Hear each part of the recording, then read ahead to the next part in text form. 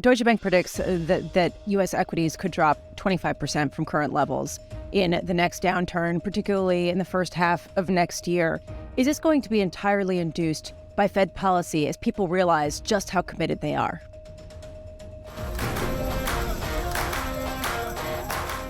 We welcome Peter Hooper. He is Vice Chair of Research at Deutsche Bank, but far more than that, team leader for the greatest economic call of the year. Rarely do you put together a directional call with a timeline. Under Dr. Hooper's guidance, Deutsche Bank made a mistake and did both 9 months ago and absolutely nailed that the recession would happen later than sooner. Why the recession is delayed? Tom, the recession is delayed primarily because of the lags and the effects of monetary tightening on the economy.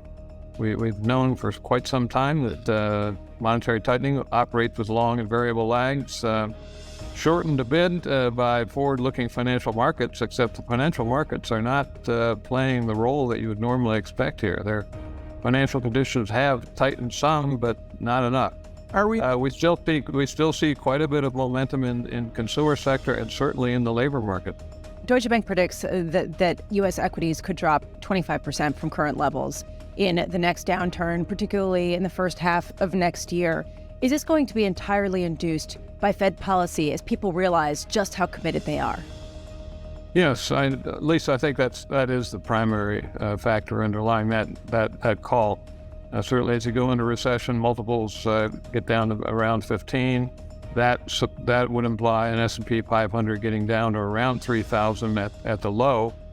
But we also expect the recession to be relatively short, maybe several quarters, and you'll see a recovery before you get out of the recession. The stock market should be back by the end of the year, close to current levels, if things work out as our call anticipates here. Chairman Powell is not sufficiently restrictive yet. How far away from yet are we? Thanks for having me. The Fed has made it very clear they're not done. They still need to move rates higher, and they need to keep them higher. So, from all indications, we're going to end up slightly above 5%. We are following the Fed's lead. We don't believe in fighting the Fed, and we think that that's exactly where we are going to end up, is probably another 75 basis points from here after over 400 basis points this year. So 75 basis points, maybe even a percentage point, depending on what happens with inflation and in particular the labor market. I feel like this has been the story for a couple of months now. And I'm really struck by the lack of attention given to the fact that there has been two big sea changes that people were looking at as potential tail risks for next year. The potential abandonment of yield curve control by the Bank of Japan, which hasn't happened yet, but there has been signs that perhaps that could happen, and a reopening of China, which seems to have already been done in full force. How has that shifted your view, considering that both of these things seem to be happening faster and more rapidly, more suddenly than people had expected?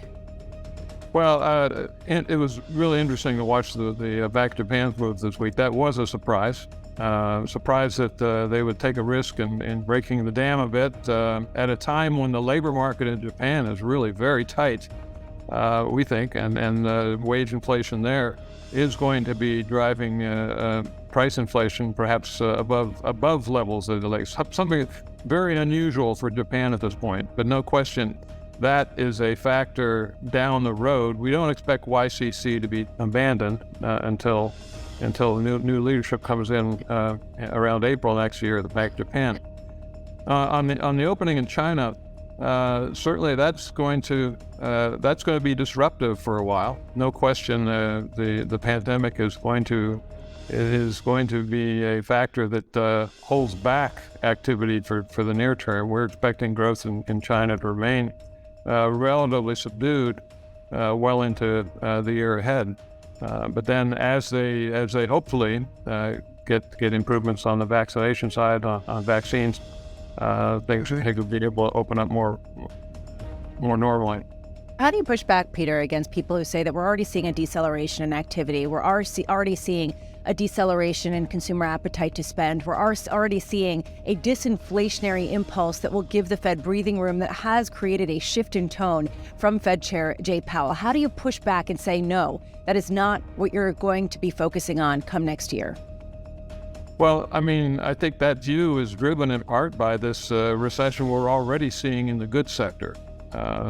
Goods spending got way above normal. That's come off now. But it is the recovery of services, which is more than 2/3 of the economy, that is going to keep things going. You push back because the labor market is still very, very tight, as Chair Powell keeps saying. We have a long ways to go to get pressure out of the labor market. The Fed has been saying now that it thinks that the NAIRU, the natural rate of unemployment, has been moving up. We've been saying for some time we think it's in the 5.5% range. So we're going to have to get at least to that level to begin to relieve the pressure in the labor market to bring wage inflation down from levels that is supporting inflation at least double the Fed's target at this point. So that's a struggle. I mean, the pushback is not too difficult when you look at the labor market and you look at consumer spending on services at this point. What is the efficacious way to play the fixed income market into next year if I'm scared stiff? How do you do it if you're afeared? Yeah, well, we think that the path of least resistance is still going to be for the market to try and nudge up the terminal rate at the front end. The market right now is about 25 basis points below where the Fed's dot for the end of 23 will be. And if you're a little worried about the outlook, we think that you want to be leaning long the back end. We think that that is going to be a way to protect yourself against a slowing economy, likely declines in employment, likely higher unemployment rate, moderating economy, and that's going to give the curve still a bit of a flattening bias, at least in the near term. Talk to the people now who are scared stiff of this path of higher interest rates. How do we survive it? How do we move on like that? Because Carl Weinberg has moved on from 7 other global financial crises. But if you look at what the U.S. economy, how it has performed, how wrong we were about inflation, how wrong we were about the Fed, and how wrong we were about the economy and the resilience of the consumer, really we should be humble about what we think what 2023 is going to bring. Our baseline is that the U.S. economy will avoid recession.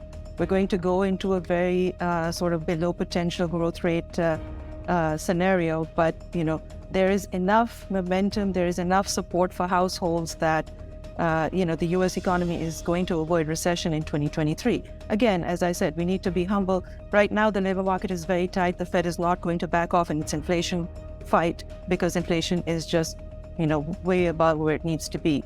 So this is the scenario. We've seen the economy perform. We've seen the economy do okay.